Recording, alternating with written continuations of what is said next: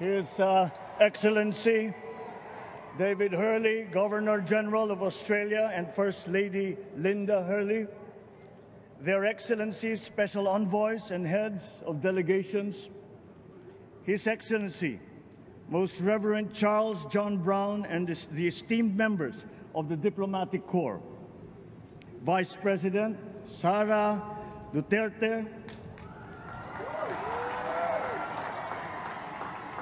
President Fidel Ramos, President Joseph Ejercito Estrada, President Gloria Macapagal Arroyo, Senate President Vicente Soto III, and the honorable members of the Philippine Senate, House Speaker Lord Alan J. Velasco, and the honorable members of the House of Representatives, Chief Justice Alexander Gesmundo, and the honorable justices of the Supreme Court, of course, First Lady Lisa Araneta, and my children, Alexander, Sandro, Simon, and Vincent. I cannot proceed without a special greeting, of course, to the former First Lady Imelda Romualdez Marcos,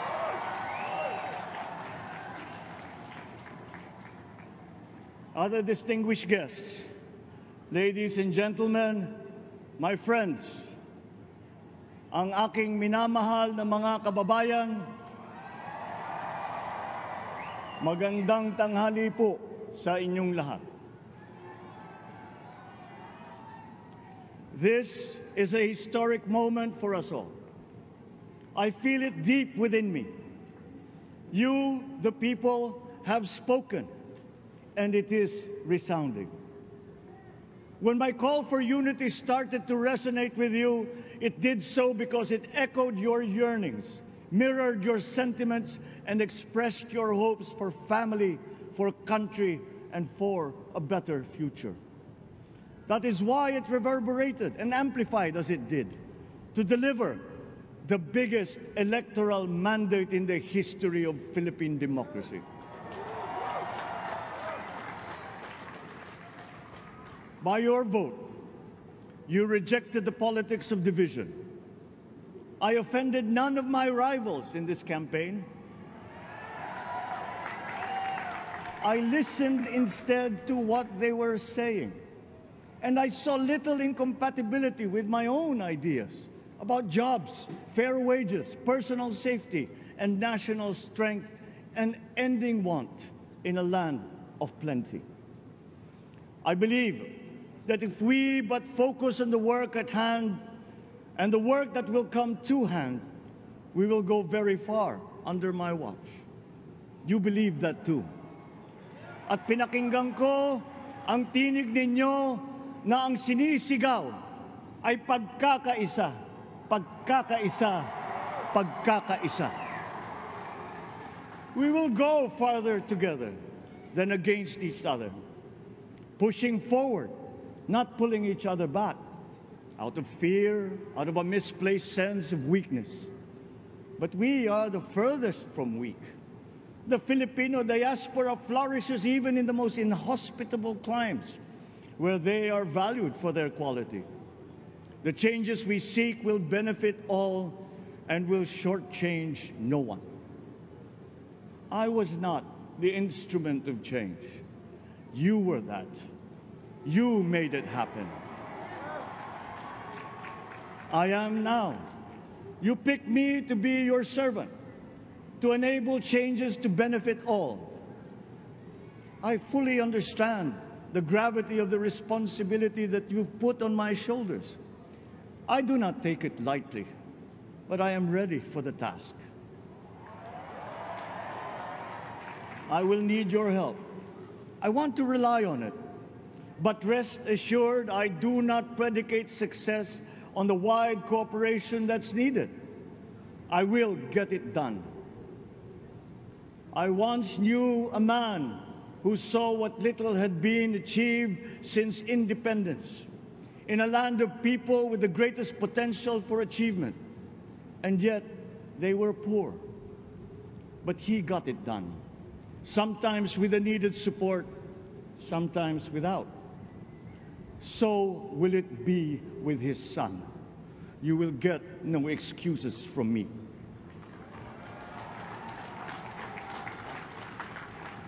I am here not to talk about the past.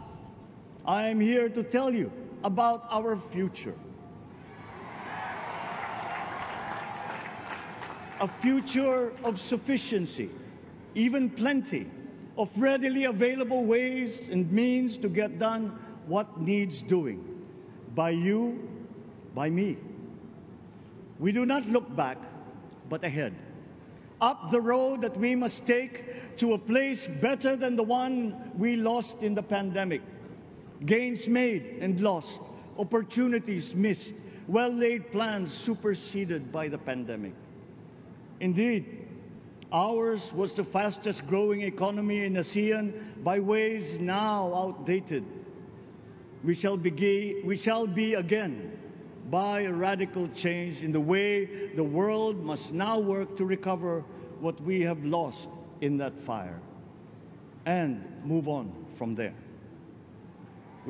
We face prospects of the spread of the war abroad, of which we are totally blameless. We seek friendship with all. But countries like ours will bear the brunt of it. And if the great powers draw the wrong lessons from the ongoing tragedy in Ukraine, the same dark prospect of conflict will spread to our part of the world. Yet, there is more out there. Like going forward by new ways of doing that the pandemic forces to adopt. A stronger resilience, quicker adaptability. They are our best prevention. They are our best protection.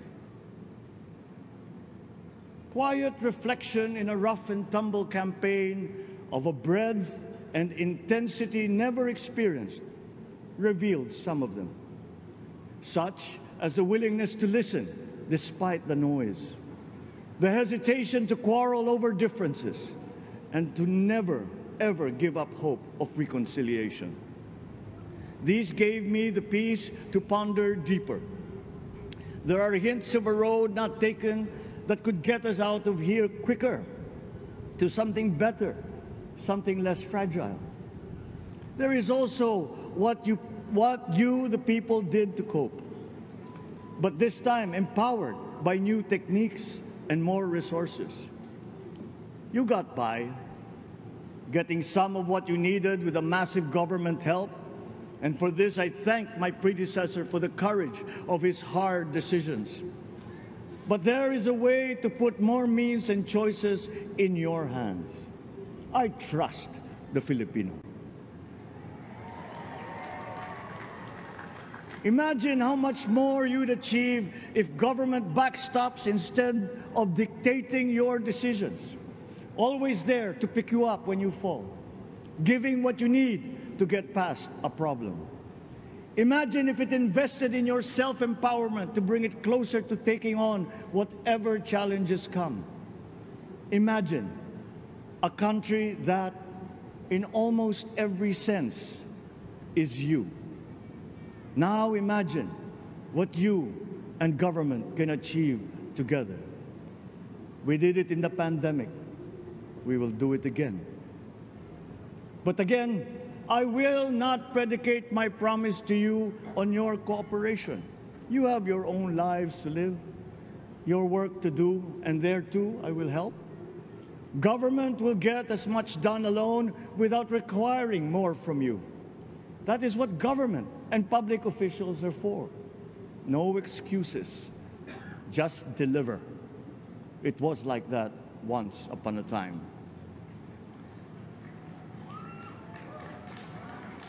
I did not talk much in this campaign. I did not bother to think of rebutting my rivals. Instead, I searched for promising approaches better than the usual solutions. I listened to you. I did not lecture you who has the biggest stake in our success. And the forthcoming State of the Nation will tell you exactly how we shall get this done. In this fresh chapter of our history, I extend my hand to all Filipinos. Come, let us put our shoulders to the wheel and give that wheel a faster turn to repair and to rebuild and to address challenges in new ways, to provide what all Filipinos need, to be all that we can. We are here to repair a house divided, to make it whole, and to stand strong again in the bayanihan way, expressive of our nature as Filipinos. We shall seek, not scorn, dialogue. Listen respectfully to contrary views. Be open to suggestions coming from hard thinking and unsparing judgment. But always from us, Filipinos. We can trust no one else when it comes to what is best for us. Past history has often proven that. Solutions from outside divided us. None deepened our understanding. They were always at our expense. Never forget, we are Filipinos. One nation, one republic, indivisible.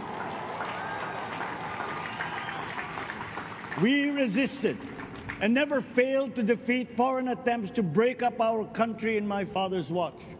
His strongest critics have conceded that.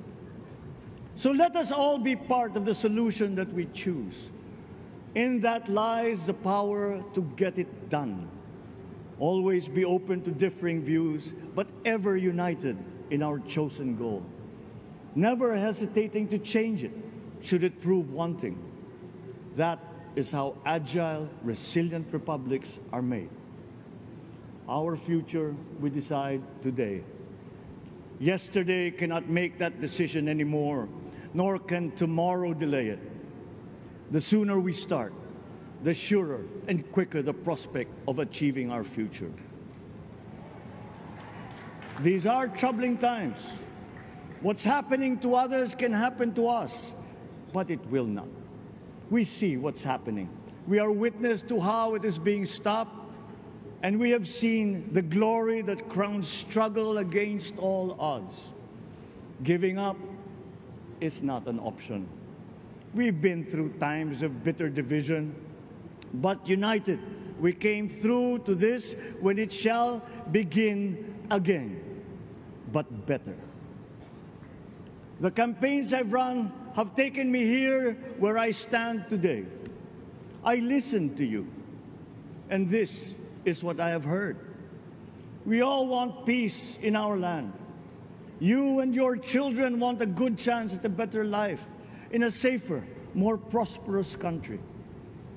All that is within reach of a hard-working, warm, and giving race. Your dreams are mine. Pangarap nyo ay pangarap ko. How can we make them come true? How can we do it together? But I will take it as far as anyone with the same faith and commitment can, as if it depended entirely on himself. Sa pangarap na maging mapayapa ang ating bansa, ang pangarap nyo ay pangarap ko. Sa pangarap na maging maunlad ang ating bansa, ang pangarap nyo ay pangarap ko. At sa pangarap na maging mas masinang ang kinabukasan natin at ng ating mga anak, ang pangarap nyo ay pangarap ko. We are presently drawing up a comprehensive, all-inclusive plan for economic transformation. We will build back better by doing things in the light of the experiences that we have had, both good and bad. It doesn't matter. No looking back in anger or nostalgia. In the road ahead, the immediate months will be rough, but I will walk that road with you. The pandemic ravaged bigger economies than ours. The virus is not the only thing to blame. What had been well built was torn down. we will build it back better. The role of agriculture cries for the urgent attention that its neglect and misdirection now demands. Food self-sufficiency has been the key promise of every administration. None but one delivered. There were inherent defects in the old ways and in recent ways too. The trade policy of competitive advantage made the case that when it comes to food sufficiency, a country should not produce but import what other countries make more of and sell cheapest. Then came Ukraine. The most vulnerable when it comes to food are the countries furthest away from the conflict, those bearing no blame for provoking it. Yet they face the biggest risk of starvation. If financial aid is poured into them, though it never is, there is nothing to buy. Food is not just a trade commodity. Without it, people weaken and die. Societies come apart. It is more than a livelihood. It is an existential imperative and a moral one. An agriculture damaged and diminished by unfair competition will have a harder time or will have no prospects at all of recovering. Food sufficiency must get the preferential treatment the richest free trade countries always gave their agricultural sectors. Their policy boils down to don't do as we do, do what we tell you to. I am giving that policy the most serious thought if it doesn't change or make more allowances for emergencies with long-term effects. There is a parallel problem in our energy supply. Sufficient fossil fuel-free technology for whole economies has yet to be invented. And it is not seriously tried by rich countries. Again, consider the response of the richest countries to the war in Ukraine. But surely, a free world awash with oil can assure supplies. Or we will find a way. We are not far from oil and gas reserves that have already been developed. What we teach in our schools, the materials used must be rethought. I am not talking about history.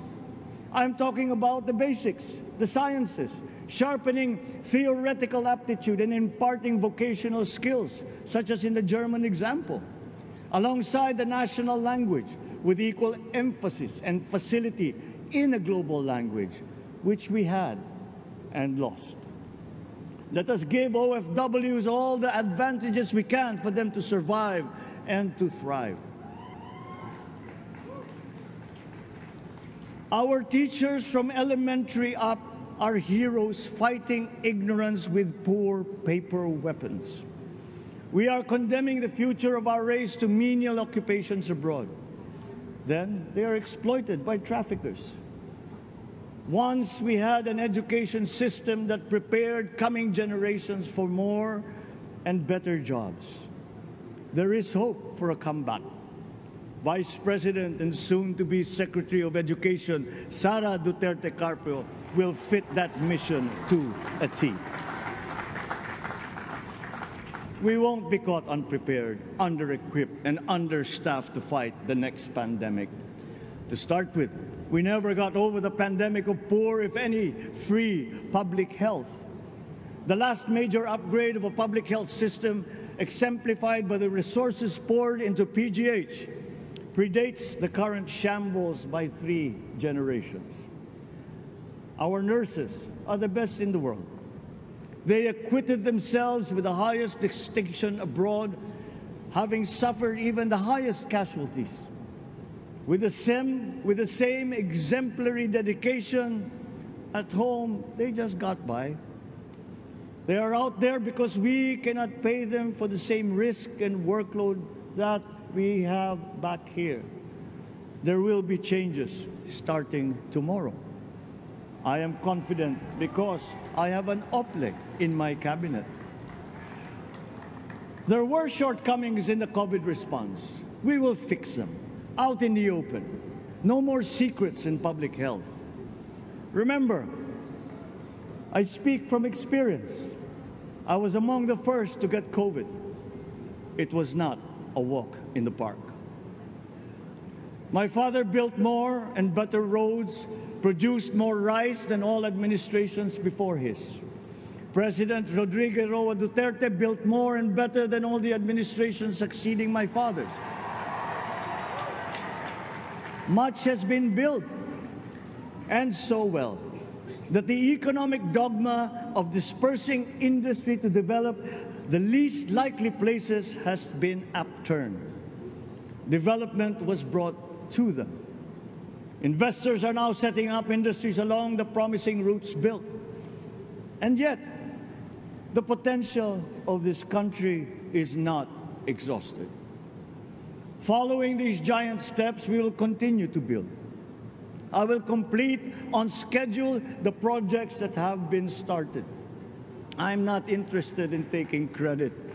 I want to build on success that's already happening.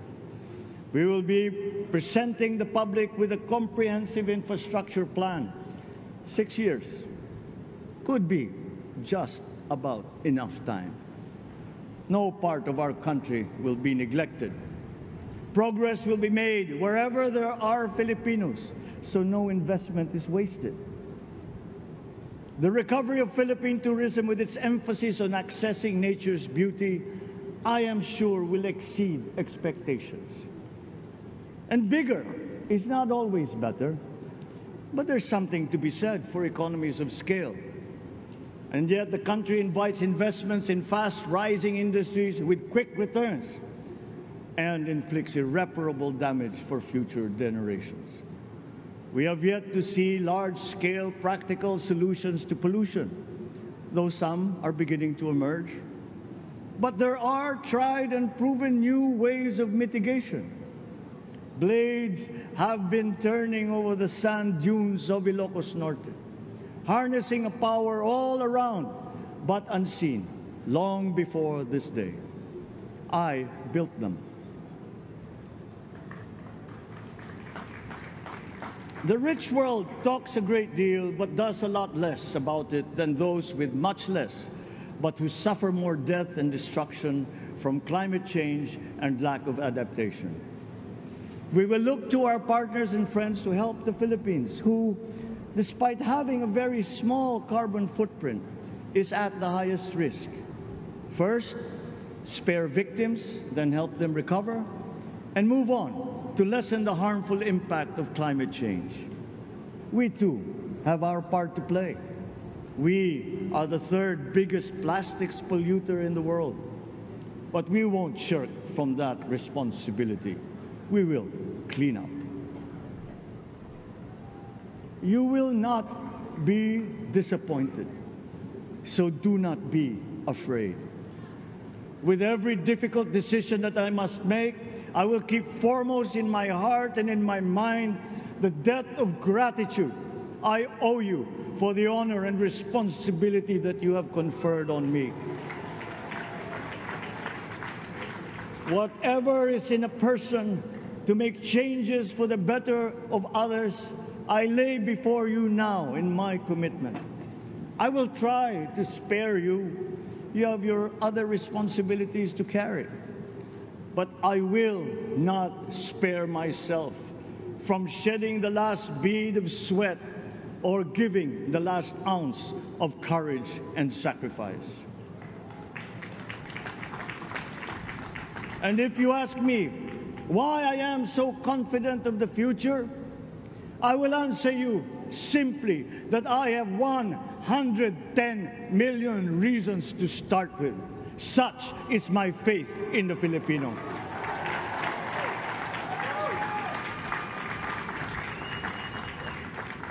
Believe, have hope. The sun also rises like it did today and as it will tomorrow.